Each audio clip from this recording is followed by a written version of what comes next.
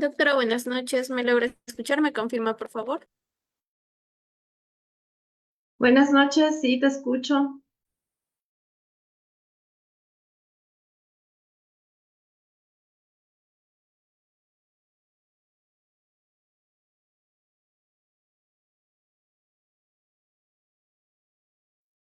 Vamos a iniciar, por favor. Buenas noches, estimados participantes. Les saluda María, asesora académica del Centro Internacional de Actualización e Información Profesional. Agradecidos por su participación al curso de fisioterapia acuática para población especial, que estará a cargo de la doctora Michelle Escobar Paz. Asimismo, para el buen desempeño de la doctora, se les recomienda, por favor, mantener la cámara y micrófonos apagados. Y para las dudas y consultas, la doctora les estará absolviendo al final de esta ponencia. Del mismo modo, si desean adquirir la clase grabada más el material de estudio más la certificación, estaré dejando mi número en el chat del Zoom. Buenas noches, doctora Michelle. Le doy pase a su ponencia.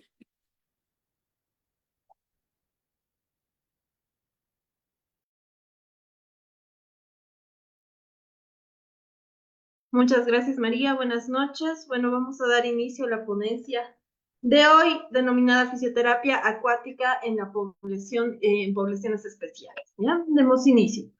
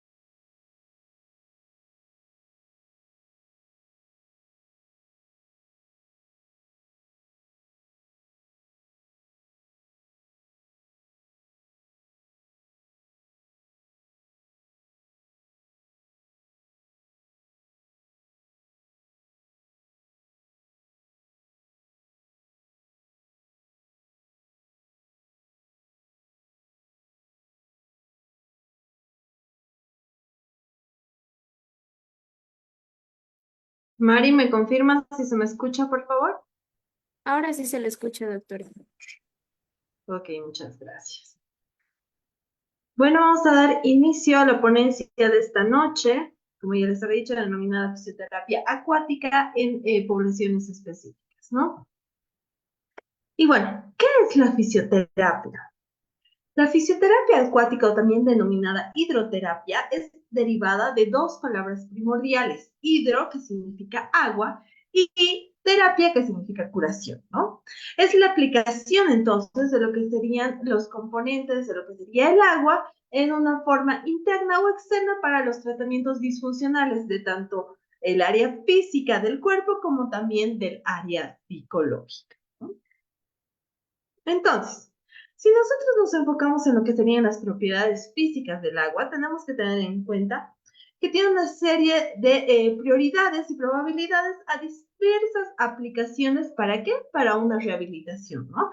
Recordemos que no solo lo vamos a tratar tanto a nivel de lo que serían los niños, por ejemplo, en distintas patologías como ser la espina bífida o como ser pacientes que presenten algún tipo de, ¿cómo les podría decir?, de cuadraplegia o una patología similar, sino también lo podemos tratar para la tonificación muscular, como ser en pacientes geriátricos e incluso para el tratamiento del dolor en pacientes deportistas. Cuando nosotros nos enfocamos en las tonalidades específicas de la conductibilidad del agua, tenemos que tener en cuenta que si nosotros nos enfocamos en la transmisión, tenemos que tener en color verde una conducción y una convección, ¿no? ¿Esto en qué se va a derivar? En un agente. Este agente va a ser específico o superficial, donde puede ser enfriador o puede ser calentador, ¿no? Nosotros nos vamos a basar en estos dos tipos de presentaciones para poder enfocar lo que sería, pues, la tonalidad en la que nosotros vamos a tratar a nuestros pacientes. Entonces, ¿qué sería el color? ¿A qué nos referimos con lo que sería el color? ¿No? El color es específico de lo que sería el agua, ¿no? Esto va a ser aproximadamente 4 veces superior a lo que sería el aire en su conductibilidad térmica y 25 veces mayor en lo que sería, pues, la terapia rápida, ¿no? Por ejemplo, si nosotros hablamos del agua, ¿esto qué quiere decir? Que son 4 veces más de energía térmica sobre lo que sería el aire, ¿no? Entonces, si tenemos una masa equivalente a lo que sería el aire a una misma temperatura de lo que sería el agua, tenemos que dividir esto o representar esto como una energía que va a ir 25 veces más rápido que la misma temperatura. ¿Va? Esto a nivel entre lo que sería el aire y lo que sería el agua.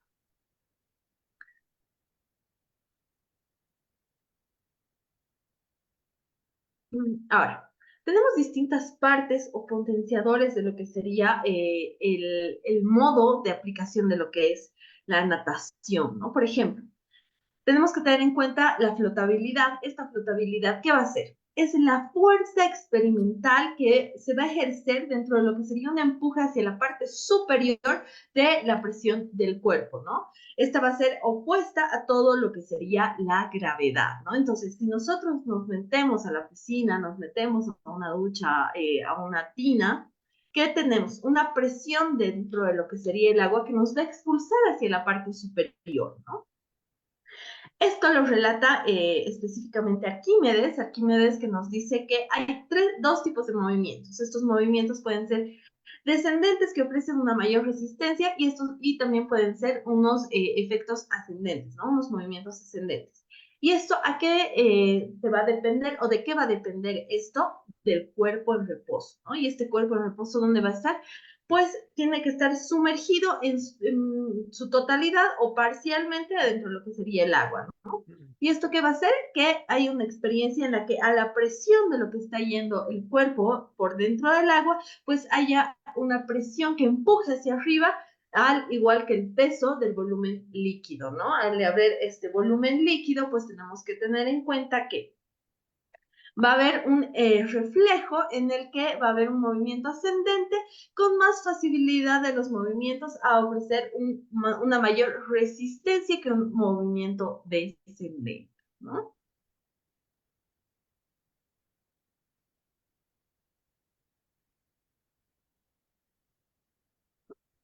Aquí, dentro de lo que sería la calidad del agua, por ejemplo, nosotros tenemos que tener en cuenta que la calidad líquida va a ser desplazada. Esta calidad líquida desplazada va a ser de acuerdo a la densidad de lo que sería el cuerpo sumergido dentro del líquido que nosotros estamos observando. Por ejemplo, si nosotros tenemos un cuerpo sumergido que tiene una menor densidad al líquido, una esponja, como podemos ver en la imagen, pues el desplazamiento del volumen líquido va a ser mayor y esta va a poder flotar, ¿no? Ahora, si nosotros hacemos una presentación contraria, algo mucho más pesado, ¿no? Aquí, ¿qué vamos a ver? Una densidad del cuerpo sumergido mayor. Entonces, al haber una densidad mayor, pues también va a haber una densidad de líquido que va a desplazar todo el volumen mayor hacia la parte inferior. ¿Y esto qué va a producir? Pues que el cuerpo que nosotros estamos sumergiendo por el peso se vaya a hundir. Por ejemplo, en esta imagen, ustedes pueden observar que hay dos tipos de lo que sería la parte de sumergirnos, ¿no? Si nosotros nos presentamos, aplicamos un paciente o nosotros mismos ingresamos a una piscina, hay una presión que vamos a encontrar en la que va a haber efectivamente, pues la cabeza va a estar por fuera del agua. Ahora, si nosotros utilizáramos un flotador y este flotador va a contener aire, ¿no ve? Al haber este flotador, ¿qué va a hacer? Que toda la presión del agua aumente, entonces nos va a elevar hacia la parte superior Por ende, pues que vamos a presentar que la cabeza y los hombros de nuestro paciente estén por fuera de lo que es el agua. Y lo mismo va a pasar si nuestro paciente va a presentar algún tipo de sales disueltas dentro del cuerpo, ¿no? ¿Qué va a producir? Pues que el cuerpo flote con mayor facilidad y no tenga tanta presión a lo que sería la parte interna del cuerpo, ¿no? A la presión hacia la parte inferior de lo que sería el agua. Ahora, enfocándonos más hacia los ejercicios que nosotros podemos realizar en lo que sería una terapia física acuática, tenemos que tener en cuenta que el ejercicio va a hacer que nuestro cuerpo flote, ¿no? Esa es la ventaja que nosotros vamos a tener de acuerdo a los ejercicios físicos acuáticos. ¿Esto que va a producir? Una mayor inmersión de lo que sería el cuerpo y nos va a producir una disminución de lo que sería el estrés al momento de hacer el procedimiento, ¿no? ¿En qué nos va a ayudar esto? Nos va a ayudar en todo lo que sería la compresión de las articulaciones para soportar las distintas cargas a nivel de lo que serían los tonos musculares, ¿no? Terapia en agua es lo mejor que se puede hacer, ayuda bastante. Sí, nomás. Ujú. Perdón, voy a apagar los micrófonos. Ok. Entonces, si nosotros tenemos una resistencia, como podemos observar en las imágenes, tenemos que tener en cuenta la velocidad relativa de los movimientos de nuestro paciente. Este puede ser que vaya en aumento, por ejemplo, o más deprisa. ¿Para qué? Para mejorar también lo que sería la velocidad a través de los movimientos que va a realizar dentro del agua. Por ejemplo, si nosotros tenemos las velocidades del agua proporcionales a lo que sería la resistencia al movimiento, tenemos que tener en cuenta la velocidad de nuestro paciente, los movimientos corporales. Mientras más rápidos vayamos a realizarlos, pues más resistencia vamos a poder encontrar al agua, ¿no? Diferente a lo que serían los movimientos corporales lentos, ¿no? Mientras más lentos sean los movimientos, pues se produce una resistencia moderada a lo que sería el agua. Ahora, si nosotros tenemos algún tipo de artefacto que nos vaya a ayudar a realizar este tipo de procedimientos, por ejemplo, las aletas, pues ¿qué va a producir? Un aumento de lo que sería la superficie frontal y también va a aumentar lo que sería la resistencia y la presión hacia lo que sería el agua, ¿no? Si nosotros utilizamos, por ejemplo, estas tablas de espuma para poder realizar este tipo de procedimientos, tenemos que tener en cuenta que las extremidades van a estar estiradas. Por ende, ¿esto qué va a hacer? Una disminución de la superficie frontal. Y al haber una disminución de la superficie frontal, pues también va a haber una disminución de lo que sería la resistencia al agua, ¿no? Esto va a depender de la velocidad del agua mayor a la resistencia del paciente.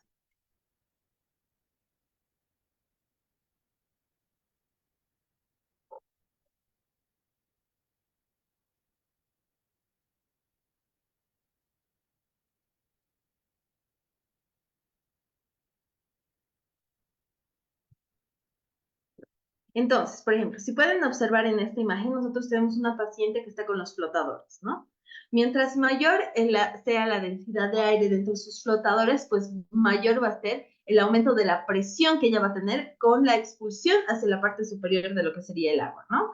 Haciendo que un efecto de la resistencia contra la superficie frontal de lo que sería el agua.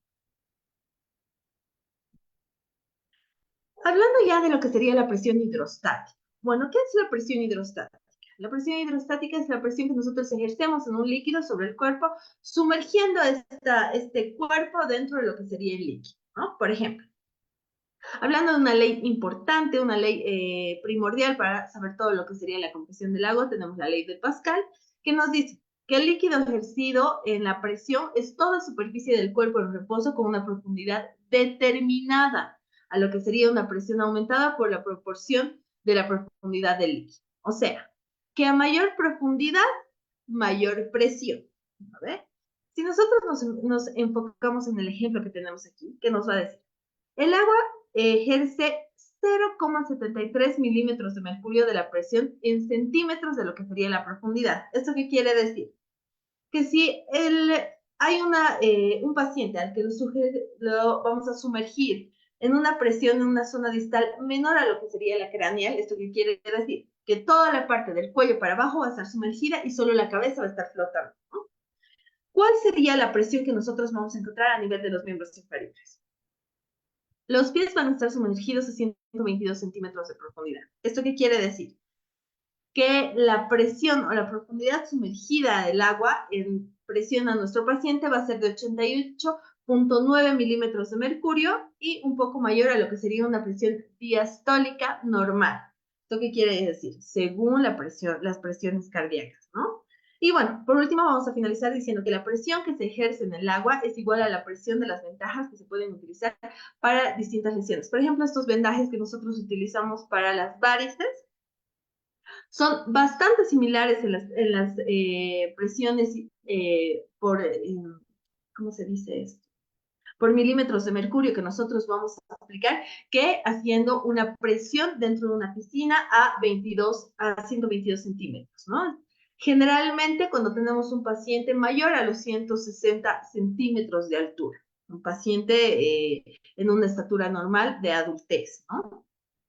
Tenemos que tener en cuenta también que la inmersión del agua puede ayudar a mejorar tanto la circulación como a aliviar distintos tipos de patologías como son los edemas periféricos por insuficiencia venosa o una insuficiencia linfática. Entonces, si nosotros hablamos de todo lo que sería los efectos fisiológicos de la hidroterapia, tenemos que tener en cuenta que los conceptos, los efectos fisiológicos del agua son el resultado de distintas propiedades físicas. Estas propiedades físicas pueden ser la temperatura corporal, puede ser la temperatura del agua, el lugar donde nosotros estamos realizando el procedimiento, ¿no? El ejercicio físico. Ahora, tenemos que tener en cuenta que los efectos fisiológicos son unos agentes superficiales. Estos pueden ser hemodinámicos, pueden ser neuromusculares, pueden ser metabólicos y también pueden ser por una capacidad de extensión en las partes blandas. Generalmente esto lo enfocamos a pacientes geriátricos, ¿no? Y dentro de los efectos que tenemos que tener en cuenta, tenemos que tener en cuenta los efectos que consisten en lo que sería la limpieza y el cambio de osteoestimuladores. Estos osteoestimuladores que van a ser ya los que nos van a ayudar a liberar todo lo que sería el tonotrofismo muscular, ¿no? Y además de ayudarnos con todo lo que serían los problemas cardiovasculares, respiratorios, los renales y los psicológicos para el buen funcionamiento de nuestros pacientes. Dentro de los efectos fisiológicos de la hidroterapia que nosotros tenemos que tener en cuenta, tenemos los efectos limpiadores, por ejemplo, que van a ser los de los agentes sensitivos, todo lo que serían los efectos osteomusculares, que nos van a ayudar a la reducción de las cargas, ayudar a lo que sería el fortalecimiento de los músculos y los efectos sobre la pérdida de la densidad ósea, ¿no? Generalmente esto ya para pacientes deportistas. Dentro de los efectos cardiovasculares, vamos a tener un mejor aumento de lo que sería la circulación venosa, un mejor aumento del volumen cardíaco, el gasto cardíaco aumentado y una reducción de lo que sería la frecuencia cardíaca, ¿no? Tenemos también algunos efectos respiratorios. A nivel de lo que serían los efectos renales, pues vamos a tener diuresis y un aumento de lo que sería la excreción de sodio y de potasio. Entonces, dentro de los efectos limpiadores de agua tenemos que tener en cuenta. Es un efecto hidratante. ¿Por qué? Porque nos va a ayudar a tonificar, ¿no? Es un efecto de fricción que se va a utilizar ¿para qué? Para ablandar y retirar todo lo que serían las bridas. Esto nos vamos a ir enfocando más hacia lo que serían los tumores, ¿no? Posteriormente, para todo lo que serían los surfactantes, que pueden reducir todo lo que sería la cantidad de jabones, por ejemplo, detergentes y tensiones dentro de lo que serían los tejidos, ¿no? Se usa también como antimicrobianos, surfactantes y se puede añadir algunos productos de agua para mejores efectos. Dentro de los efectos musculares, nos va a permitir que haya un ejercicio que pueda realizar un tonitrofismo traumático para los efectos del dolor, por ejemplo, en pacientes que tengan artrosis, que tengan artritis, que tengan lesiones del ligamento de la rodilla y algunas otras patologías, ¿no? Generalmente esto ya en pacientes en la tercera edad de vida o también en pacientes que sean deportistas. Tenemos que tener en cuenta la inmersión del agua que reduce un 75% la carga que va a soportar en las extremidades inferiores.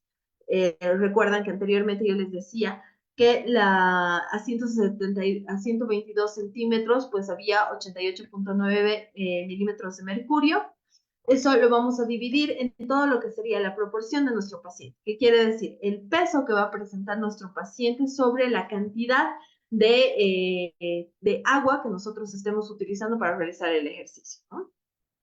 La resistencia que depende de la velocidad y la proporcionalidad del agua que se puede utilizar también para ganar fuerza y mantener esta fuerza, ¿no? La flotabilidad que va a despertar todas las estructuras anatómicas y también pues para ayudar a los pacientes de obesidad que pueden hacer distintos tipos de ejercicios que no los podrían hacer en suelo sólido, ¿no?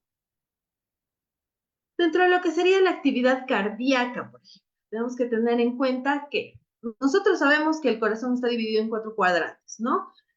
Dos aurículas, dos ventrículos, y las aurículas que van a recibir, pues van a recibir sangre de las venas, que va a pasar por los ventrículos, y desde ahí se va a ir hacia las arterias, ¿no? Ahora, si nosotros nos enfocamos en los efectos vasculares, tenemos que tener en cuenta que al mejorar lo que sería la presión hidrostática, nosotros vamos a mejorar todo lo que sería el ejercicio. Por ejemplo, si nosotros metemos a un paciente dentro de lo que sería el, el agua hasta el 60%, o sea, el cuello para arriba está fuera del agua y del cuello para abajo está dentro de lo que sería el agua, ¿no? ¿Qué vamos a realizar en este caso? Vamos a realizar que a nivel de lo que serían los efectos vasculares, pues la aurícula derecha trabaje a 14 o a 18 milímetros de mercurio. Entonces, al haber una presión hidrostática, ¿qué va a producir? Va a haber un desplazamiento de lo que sería la sangre venosa a las direcciones proximales. Esto va a ser a todo lo que serían los miembros inferiores y los miembros superiores, ¿no? Posteriormente, esto va a aumentar el volumen cardíaco y al haber un volumen cardíaco, pues va a haber un volumen aumentado de lo que sería el volumen sistólico y un aumento de lo que sería el gasto cardíaco. Dentro de los efectos respiratorios que nosotros vamos a poder encontrar, tenemos que tener en cuenta que al realizar este tipo de fisioterapias dentro de lo que sería el agua, pues vamos a mejorar la eficacia y también la fuerza de la resistencia respiratoria. Vamos a mejorar todo lo que sería el monitoreo superficial a nivel respiratorio y cardíaco de nuestros pacientes. Y también, pues vamos a hacer distintos tipos de ejercicios para demostrar todo lo que sería el ejercicio probable de la fuerza de nuestros pacientes dentro de lo que sería el agua. Dentro de los beneficios renales, tenemos que tener en cuenta que al haber un aumento del volumen cardíaco, también va a haber un aumento del flujo sanguíneo renal. Esto va a producir que haya un aumento de sodio, un aumento de potasio y un aumento de lo que sería los urinarios. Esto que va a producir una disminución de los edemas, ¿no? Esto ya para insuficiencia renal aguda, por ejemplo, para un paciente con ese diagnóstico. Entonces, si hay una presión hidrostática, va a haber un aumento del volumen de sangre central y una disminución de lo que sería el ADN-aldosterona, ¿no? A ver, al haber esta hormona principal de lo que sería el ADNH, pues, ¿qué va a producir? Va a producir todo lo que sería la reabsorción de las aguas desde el riñón, disminuyendo ¿qué? Disminuyendo todo lo que sería la presencia de agua en la sangre, ¿no? Entonces, tenemos que decir que dentro de lo que serían los efectos renales hay una inmersión de lo que sería la persona al agua hasta lo que sería el cuello, produciendo que la orina y las excreciones de sodio y potasio se aumenten, ¿no? Cuando hay aldosterona, o sea, esta hormona primordial suprarrenal que va a provocar que haya una retención de lo que sería el sodio, favoreciendo la eliminación de potasio a través de lo que sería el riñón, ¿no? Los efectos renales, pues, pueden ser ventajosos ¿para qué? Para los tratamientos en pacientes con hipervolinemia. Dentro de los efectos psicológicos que vamos a tener en estos pacientitos, tenemos que tener en cuenta que vamos a realizar primero. Va a depender de todo lo que sería la temperatura del agua, porque obviamente si la temperatura del agua es fría, por ejemplo, tenemos que tener en cuenta que el paciente va a estar más taquicárdico, que el paciente va a estar más ansioso, va a estar más asustado incluso, ¿no?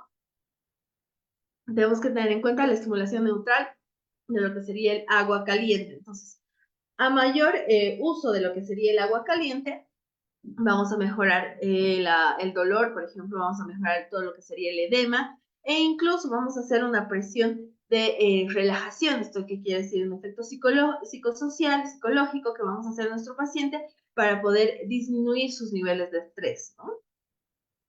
Los efectos de lo que sería los vigorizantes del agua fría que pueden utilizar para facilitar la participación más activa de los ejercicios en pacientes menos activos. Nosotros sabemos que cuando utilizamos agua fría, pues ¿qué vamos a hacer? Vamos a estimular todo lo que serían los receptores de sensibilidad, ¿no? Hay muchos ejercicios que se pueden realizar dentro de lo que es el agua fría. El agua fría la vamos a utilizar con un efecto de tensión o de compresión dentro de lo que serían los músculos, ¿no? Mientras más fría el agua, más tensión va a ser el músculo, y al hacer más tensión el músculo, pues va a aumentar su esfuerzo. Al aumentar su esfuerzo, vamos a realizar un efecto de compresión dentro del tejido.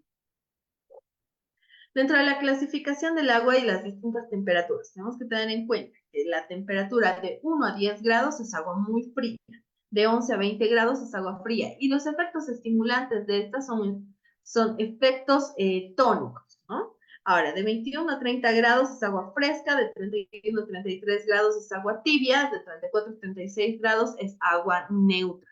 ¿Esto qué quiere decir? Que tiene un efecto sedante en lo que serían nuestros pacientes, ¿no? Un efecto de relajación. Y si nos enfocamos a temperaturas como de 34 a 36, que va a ser de 36 a 39, que va a ser caliente, y mayor de 40, que va a ser muy caliente, tenemos que tener aquí en cuenta que los efectos de estos pacientes van a ser efectos analgésicos, ¿no? Dentro de los efectos que nosotros tenemos que tener en cuenta van a ser los efectos terapéuticos y también los de inmersión total. Los efectos terapéuticos principalmente se van a basar en la analgesia, porque lo que más vamos a tratar de realizar con estos pacientes es relajación muscular y analgesia para su dolor, ¿no? Mejorar el aspecto psicológico y emocional de nuestros pacientes. ¿Por qué? Porque al poder movilizarse con mayor facilidad dentro de lo que es el agua, pues mayor autoestima vamos a crear en nuestros pacientes. Descontracturantes, ¿por qué? Porque vamos a ayudar a que la presión misma de su cuerpo vaya a favor para poder realizar todos los procedimientos físicos que vaya a necesitar el paciente, ¿no? La flexibilidad o la flexibilización de partes blandas, efectivamente, por todo lo anterior, ¿no? Ahora, si nosotros hablamos de una inmersión total, o sea, sumergirse hasta el cuello, un 7% por fuera, ¿esto qué quiere decir? El 7% sería ya la cabeza, ¿no? Las axilas serían un 20%, el tórax un 33%. A nivel del ombligo, pues ya sabemos que la mitad del cuerpo, un 50%, los trocánteres un 66%, el tercio medio del muslo va a ser un 80% y las piernas un 95%. Esto enfocándonos en una terapia física de agua fría, por ejemplo, ¿no? Hasta 20 grados. Cuando hablamos de lo que serían las aplicaciones tales como la aplicación de Howbat, por ejemplo, tenemos que tener en cuenta que es una forma de mariposa, una forma de trébol que se va a acercar inoxidablemente a lo que sería el promedio de 1500 litros de agua, ¿no? Esto va a tener dos tipos de turbinas laterales y tiene un sistema de rieles. Lo vamos a poder ver, aquí está. Esta es la bañera, como le podemos decir, que nosotros mayormente vamos a utilizar para los tratamientos de este tipo de pacientes. Pacientes, si estamos hablando de pacientitos pediátricos, pues cuadriplégicos, si tenemos pacientes que vayan a realizar este tipo de prácticas muy agresivas a nivel deportivo, o pacientes futbolistas, que es muy común que se vaya a realizar este tipo de procedimientos, y pacientes también con algún problema neurológico.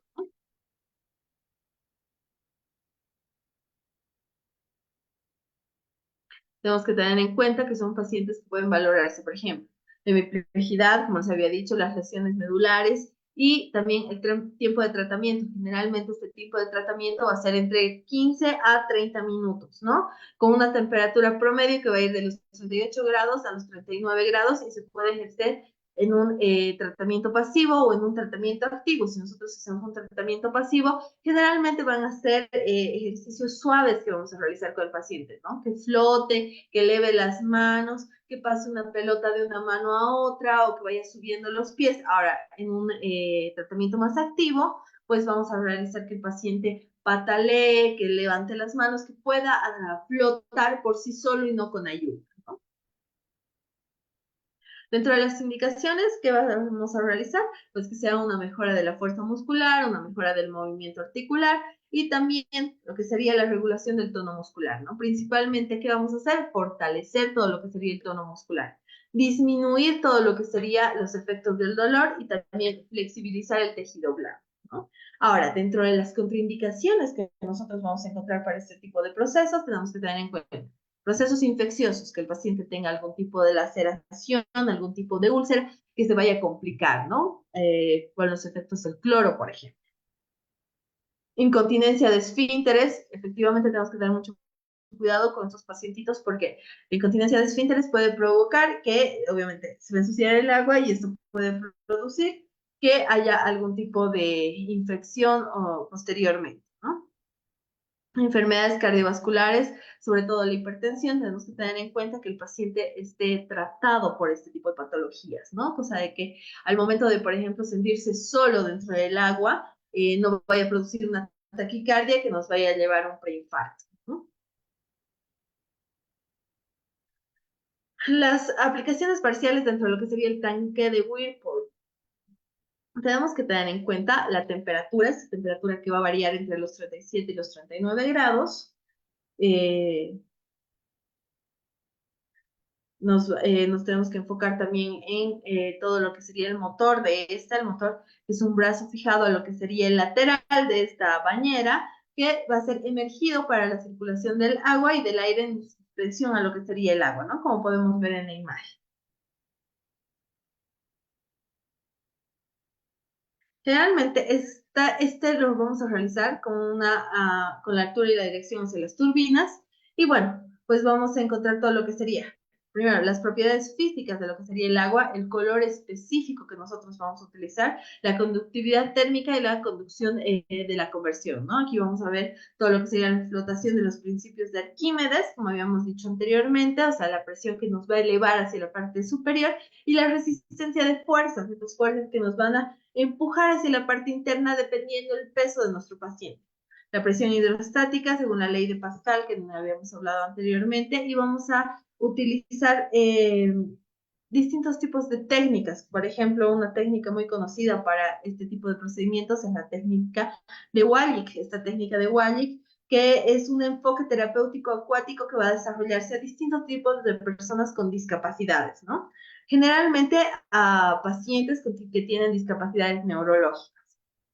¿Qué nos va a producir esto? ¿En qué nos va a ayudar?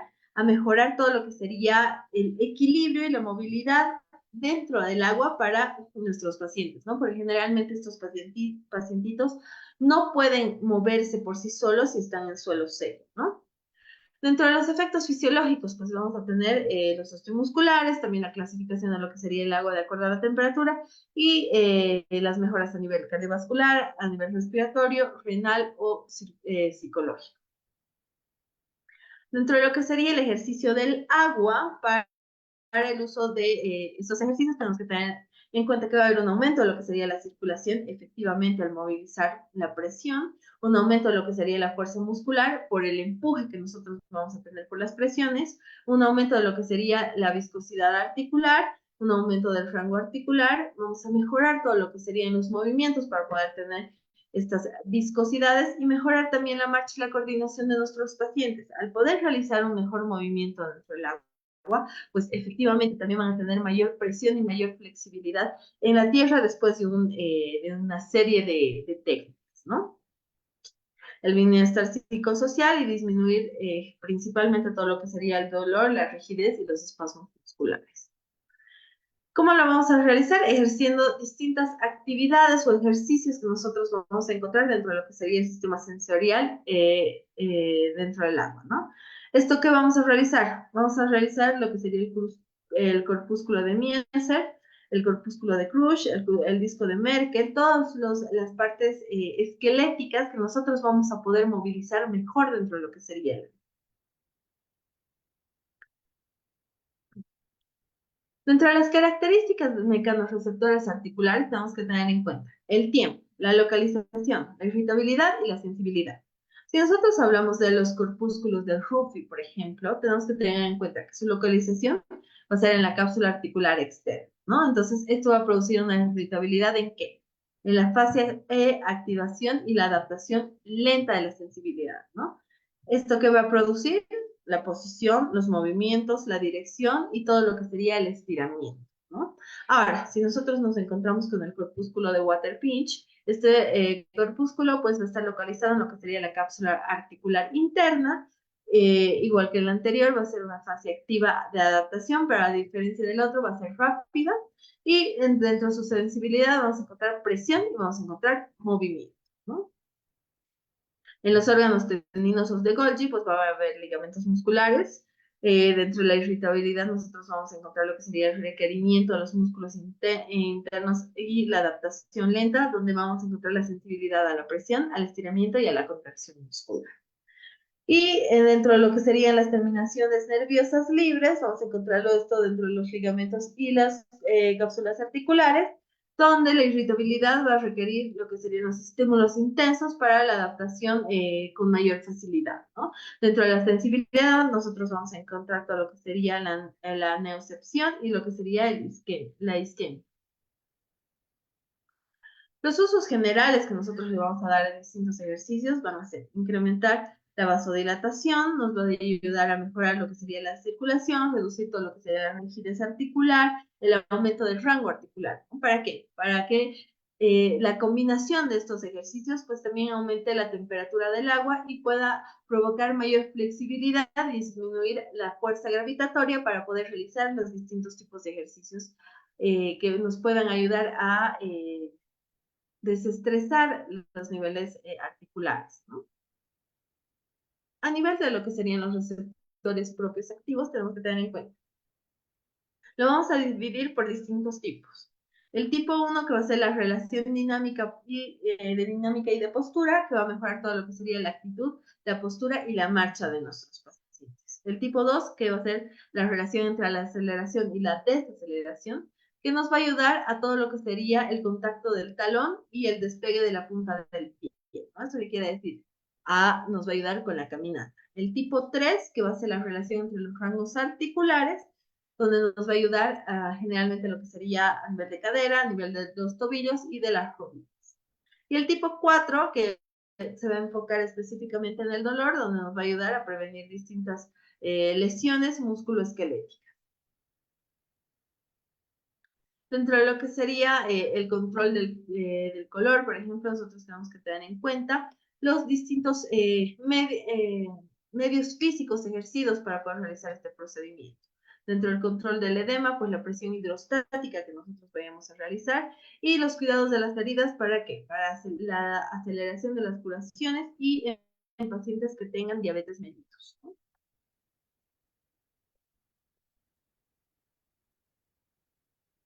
Las contraindicaciones que nosotros tenemos que tener en cuenta para este tipo de patologías, bueno, si nosotros nos enfocamos a las contraindicaciones de inmersión local, tenemos que tener en cuenta la maceración de lo que serían las heridas y todo lo que serían las hemorragias, ¿no? Generalmente, si el paciente está con alguna laceración, pues no tenemos que realizar este tipo de procedimientos, ¿no? Las precauciones de la inmersión local, generalmente por el deterioro de lo que sería la sensibilidad térmica de nuestros pacientes a la zona en la que nosotros vamos a sumergir. Las infecciones que ellos vayan a presentar dentro de la zona que nosotros estamos sumergiendo y la confusión del deterioro a nivel de la conciencia, ¿no? Esto quiere decir que nos puede producir que el paciente pueda hacer un síncope, por ejemplo, dentro de lo que sería las precauciones para el uso de la inmersión del cuerpo en el agua caliente o muy caliente, tenemos que tener en cuenta pacientes que tengan esclerosis múltiple, no se debe de realizar este tipo de procedimientos. Pacientes que estén en gesta, tampoco vamos a realizar este procedimiento, ¿no? Y en pacientes que tengan regulación térmica inadecuada, no vamos a realizar este tipo de procedimientos. En las contraindicaciones de lo que sería la inmersión del cuerpo entero, tenemos que tener en cuenta la inestabilidad cardíaca de nuestros pacientes, generalmente si sufren alguna patología como una hipertensión, las patologías de infecciones que pueden determinarse con el agua, la incontinencia intestinal y las epilepsias, ¿no? Dentro de las precauciones, sin inmersión de lo que sería el cuerpo entero, tenemos que tener en cuenta la ingesta de alcohol, pacientes con ingesta de alcohol, fuera del sistema de equilibrio dinámico, algunos fármacos que no se pueden utilizar dentro de lo que sería esta terapia, obviamente pacientes en confusión, miedo al agua y problemas respiratorios, ¿no? Ahora sí, hablando de lo que sería la hidroterapia en la rehabilitación infantil, nosotros tenemos que tener en cuenta que hay distintas formas de lo que sería la aplicación de estos. Por ejemplo, una de las más utilizadas sería el baño de remolino, donde vamos a provocar lo que sería una fuerte reacción a la circulación a través de los movimientos constantes del agua, ¿no? ¿Esto qué quiere decir? Vamos a aplicar una bomba de aire dentro de lo que sería el agua. Esto va a producir como unas ondas y estas ondas van a producir un remolino. Al producir el remolino, pues va a haber un mayor movimiento de lo que serían nuestros pacientitos, ¿no? La tina de Hubbard, que nos va a permitir un movimiento constante sin necesidad de una terapia de mente de agua, ¿no? Esta temperatura generalmente, ya habíamos dicho que es entre los 32 y 39 grados, ¿no? El tanque terapéutico también, que van a ser piscinas, donde se van a utilizar generalmente para pacientitos que realizan natación, ¿no?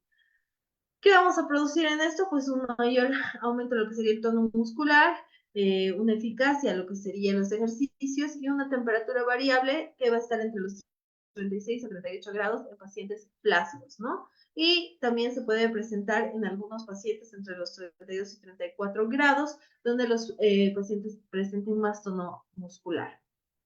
Ahora, las precauciones para evitar posibles caídas son bastante importantes para este tipo de niños, ¿no? Eso quiere decir las características primordiales que nosotros vamos a utilizar en las instalaciones de nuestros lugares específicos para niños. Puertas, rampas, todo lo que sería una inclinación adecuada para poder realizarles un buen lugar, un buen efecto a nuestros pacientes. La precaución de vestuarios y espacios especiales y personalizados para ellos. Y también enfundar algún tipo de silla de ruedas que vaya a ser acorde a las piscinas para poder movilizarlos. ¿Dónde estaba Valeria? Valeria, no la encuentro en la calle.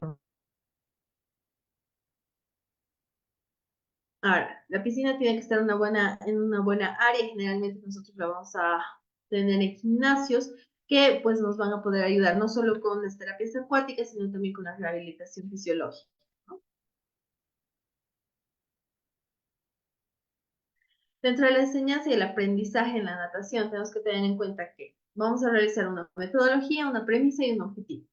Dentro de la metodología, ¿qué vamos a aplicar? Las funciones de la capacidad físico-motora y la asimilación de cada individuo. ¿Esto qué quiere decir? ¿Qué tan rápido va a poder realizar los ejercicios a los que nosotros nos estamos enfrentando? La premisa. Los principios mecánicos de cada niño según su discapacidad. Exigir el máximo de esfuerzo y considerar las características personales de su paciente. ¿No? Ningún pacientito va a ser igual, ¿no? Puede que un pacientito por ejemplo, con algún tipo de patología neurológica, por ejemplo, que sea, ¿cómo se les dice a estos pacientitos? Hiperactivo o que tenga alguna trisomía, no lo vamos a tratar de la misma forma que un pacientito parapléjico, ¿no? Van a ser distintos tipos de tratamientos que nosotros vamos a realizar. ¿Por qué? Porque su actividad física motora va a ser completamente distinta en estos dos tipos de casos, ¿no? Entonces, dentro de los objetivos que nosotros nos tenemos que plantear es lograr el desplazamiento autónomo de nuestros pacientes, que ellos puedan realizar los ejercicios por sí solos dentro de las prácticas y las técnicas que nosotros les estamos aplicando. La flotación, que es algo muy importante que nosotros tenemos que tener en cuenta para el distinto tratamiento de nuestros pacientes. Las alteraciones motoras que vayan a presentarse, las atrofias de los grupos musculares, la flotación puede modificar estas distintas actividades, ¿no? Es necesario que se realicen ligeros movimientos de las extremidades que afecten y se utilicen de materia equilibrada. ¿Para qué? Para lograr una forma estática o una estabilización de lo que serían nuestros pacientes. No va a ser lo mismo aplicar esta flotación en pacientitos que podamos darles por ejemplo, una tabla de espuma para que puedan realizar su ejercicio, que los pacientes que nosotros tengamos pues que contener dentro del agua para poder aplicarles el ejercicio, ¿no? Los movimientos rotatorios también van a ser importantes en pacientes con niños con distintas parálisis, por ejemplo, parálisis cerebral, movimientos involuntarios, con algún tipo de descoordinación e incluso con epilepsias, ¿no? ¿A qué tipo de tratamientos nosotros nos tenemos que enfocar o qué tipo de pacientes son los que van a realizar esta hidroterapia? A nivel de lo que sería la pediatría, pues tenemos pacientitos con espina bífida, distrofia muscular, lesiones medulares, esto que quiere decir la paraplegia flácida o la paraplegia específica, la tetraplagia que puede ser completa e incompleta, e incluso pacientes con algún tipo de amputación, ¿no? Ahora, enfocándonos en lo que sería la fisioterapia acuática neurológica, ya en pacientitos mayores, ¿no? En pacientitos más adultos, tenemos que tener en cuenta que es un proceso de rehabilitación que va a beneficiar todo lo que sería el entorno acuático que nosotros vamos a presentar en diferentes técnicas a las que nosotros vayamos a llevar este tipo de prácticas. Por ejemplo, la técnica de Halliwick, esta técnica que va a ser un enfoque terapéutico que va a desarrollar toda la discapacidad, tanto física como neurológica de nuestros pacientitos y nos va a ayudar a mejorar tanto su movilidad como su equilibrio, ¿no? Esta es una técnica que la ha creado el doctor Mike Mills y, bueno, se produce 10 puntos específicos para poder realizar este proceso, ¿no? Esta terapia. Por ejemplo, nosotros tenemos que tener en cuenta todo lo que sería la ajustación mental de nuestros pacientes, donde vamos a ayudar al paciente a sentirse más cómodo y seguro dentro de lo que sería el acto.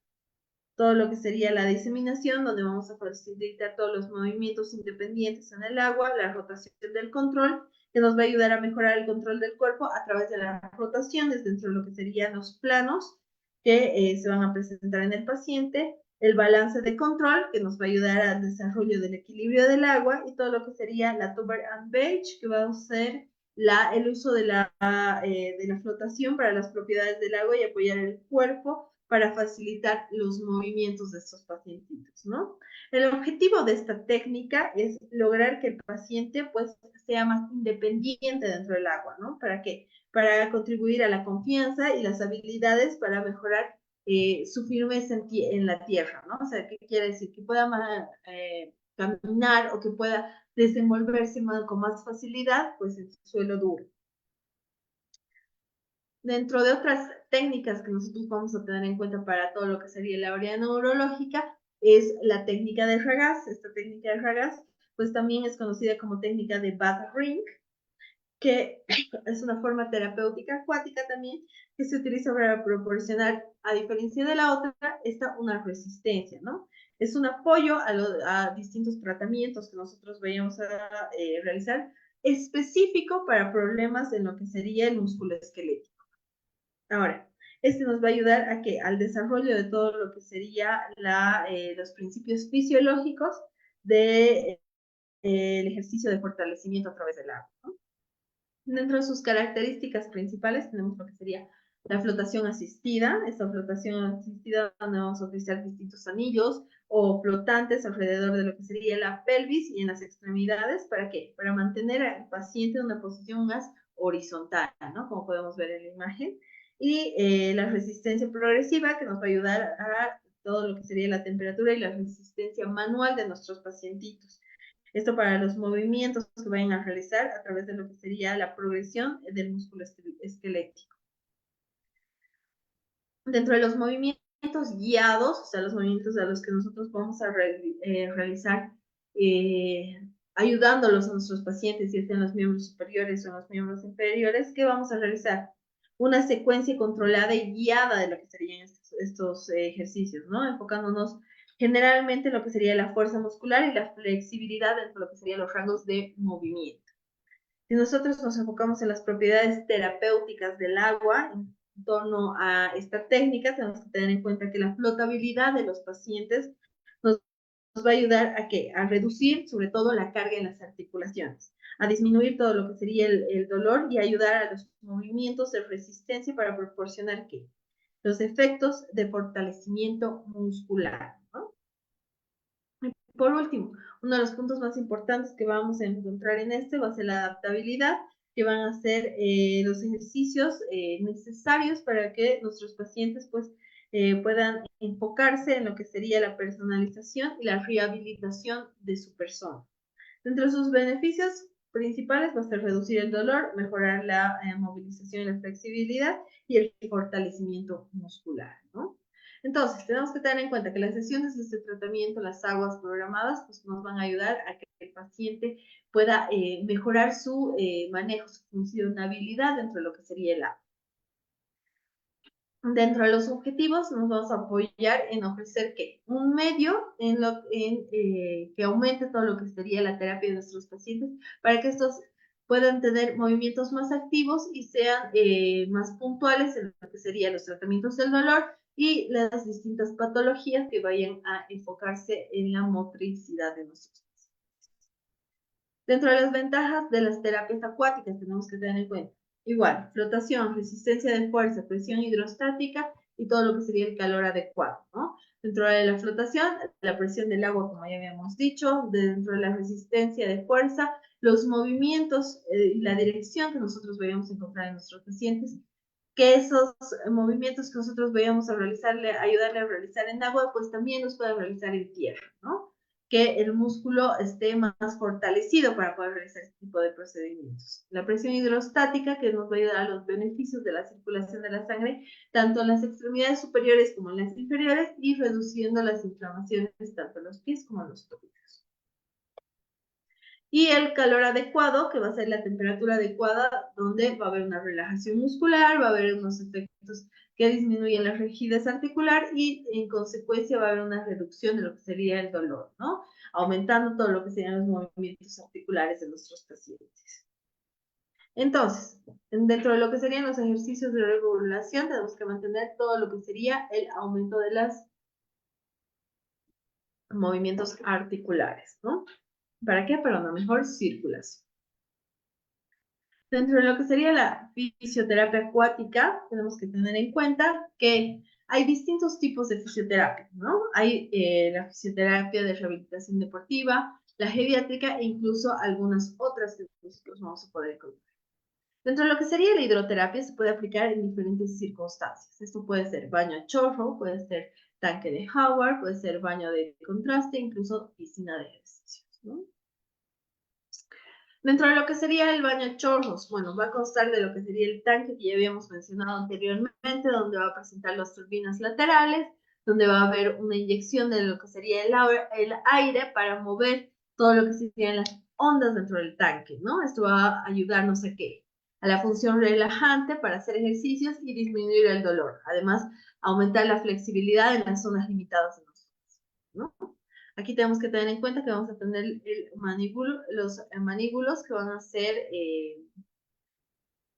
ayudados a todo lo que serían las manos, el antebrazo y las partes del brazo, ¿no? El tiempo que nosotros vayamos a realizar este tipo de procedimientos, más o menos de 15 minutos a una temperatura de 39 grados, ¿no?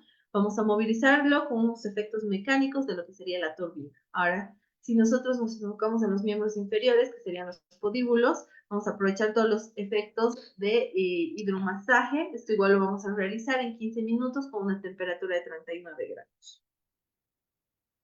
Dentro de lo que serían las implicaciones clínicas que nosotros vamos a tener para la sensibilidad en el baño a chorro, por ejemplo, tenemos que tener en cuenta el rango de temperaturas, que ya los había mencionado anteriormente, de 0 a 18 grados, pues va a ser frío, donde lo vamos a utilizar para las inflamaciones agudas, ¿no?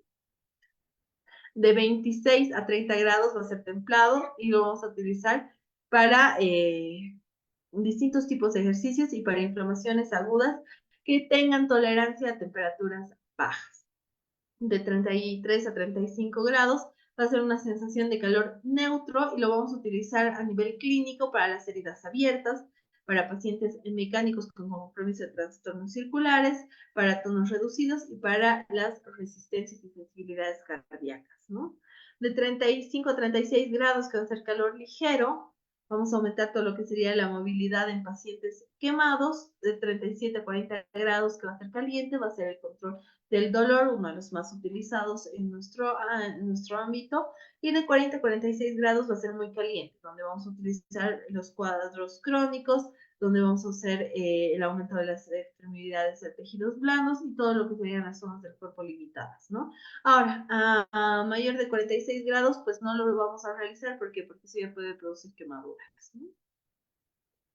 Dentro de lo que serían las ventajas del baño a chorros, pues es utilizar para transferir todo lo que sería el calor, limpiar y distribuir todo lo que serían las heridas abiertas y mejorar lo que serían los ejercicios físicos, ¿no? Podemos utilizar de distintas formas, donde podemos colocar a nuestro paciente de una forma segura y cómoda y el chorro en la parte posterior, ¿no? Los músculos débiles van a adquirir mayor movimiento con la fuerza de lo que sería la presión del agua. Las desventajas que nosotros vamos a tener con este tipo de procedimientos es el tamaño del tanque, que va a ser limitado a la cantidad de ejercicios que vaya a realizar la paciente por zonas. Usa excesiva cantidad de agua, produce mayores riesgos a lo que serían las infecciones y, bueno, consta de tiempos asociados a lo que sería la limpieza del baño con el calentamiento del agua, ¿no? Además, el tiempo que se utiliza para ayudar al paciente es incluido lo que sería el cambio que el paciente va a realizar, eso quiere decir el vestirse y el desvestirse para poder realizar este tipo de procedimientos. Es un procedimiento bastante caro, entonces hay que tener en cuenta también eso, ¿no? El tanque de Hubbard, pues vamos a utilizarlo como baño a chorros, que está diseñado para la inmersión de lo que sería el cuerpo entero, ¿no? No solo por partes. Generalmente va a venir en un tamaño de 2.50 metros de largo por unos 80 centímetros de ancho y 1.20 metros de profundidad, ¿no?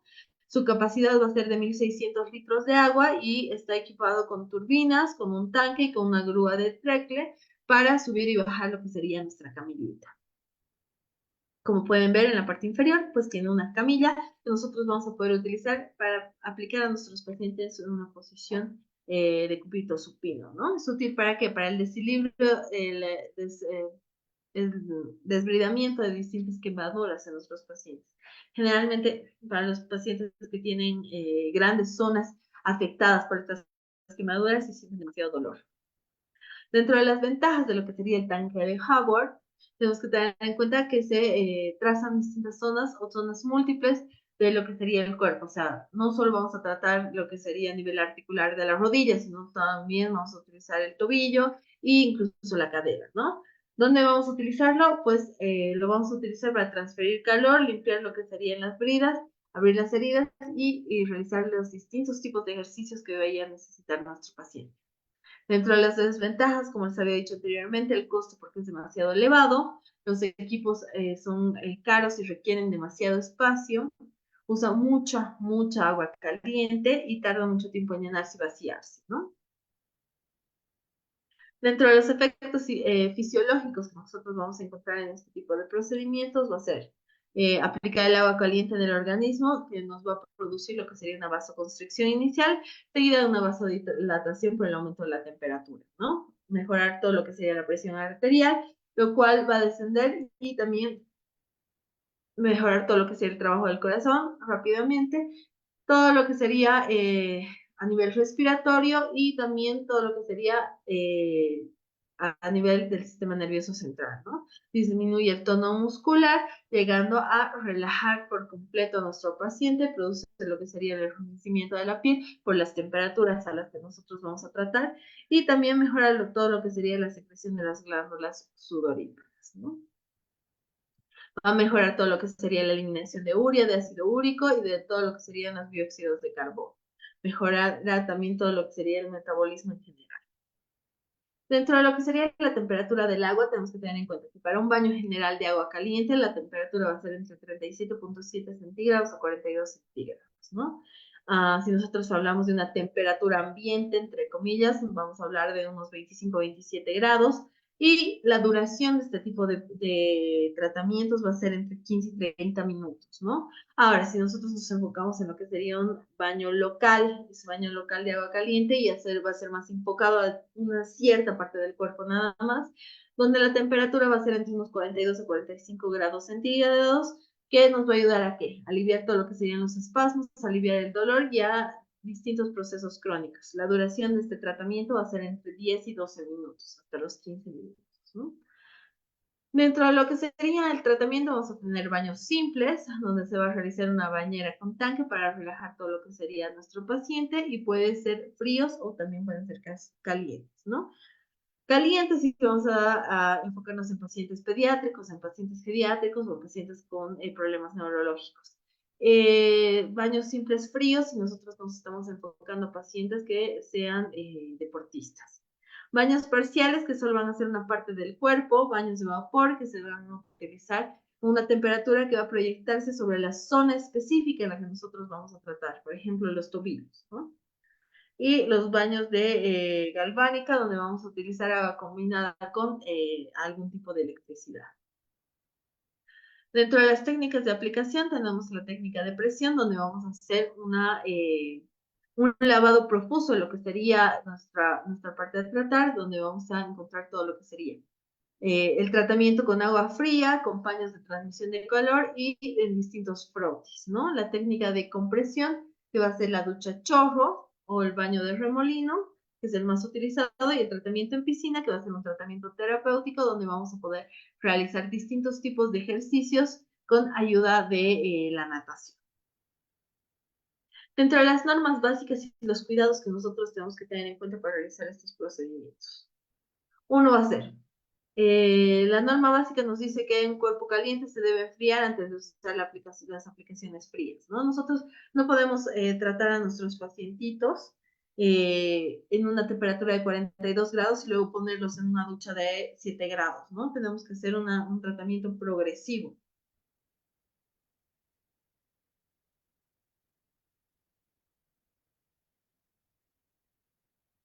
La sensación debe ser agradable aplicar la hidroterapia, nunca desagradable, porque si es desagradable, pues los pacientes no van a querer volver a realizar el procedimiento, ¿no?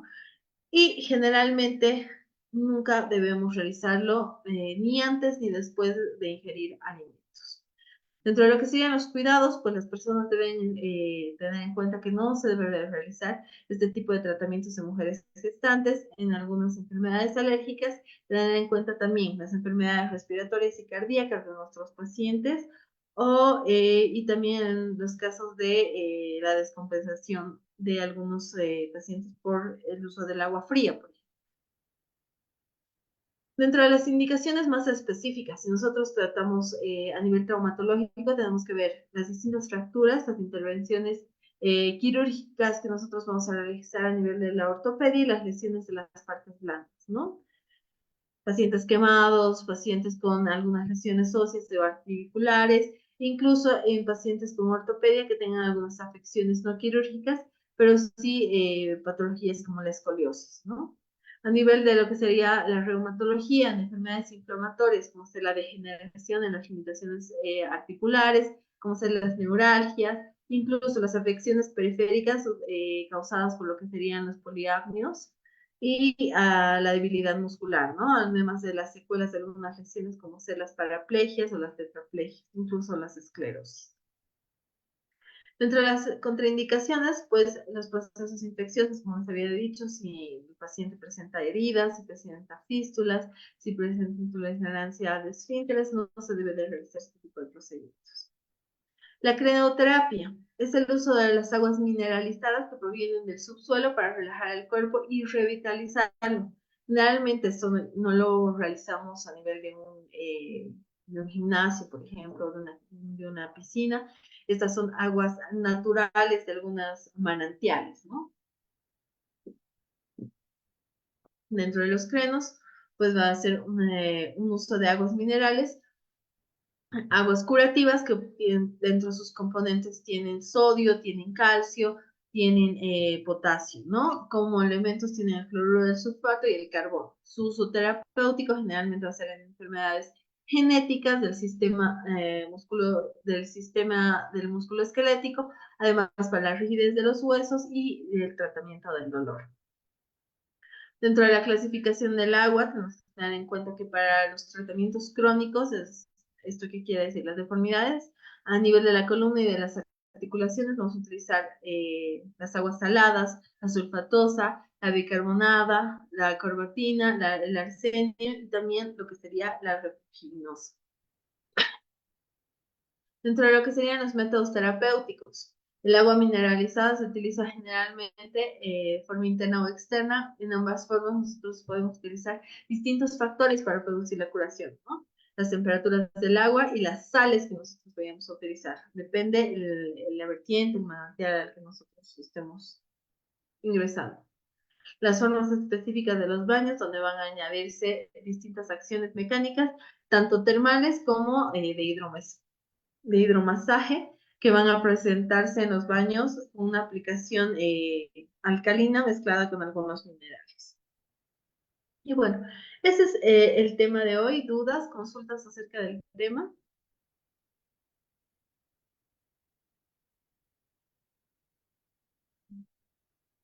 Tenemos 3 minutitos más.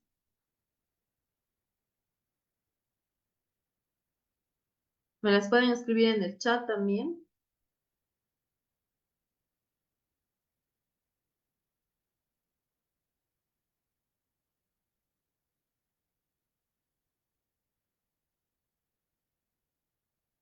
Bueno, si no hay dudas acerca del tema, conmigo será hasta la siguiente clase. Muchas gracias. Buenas noches.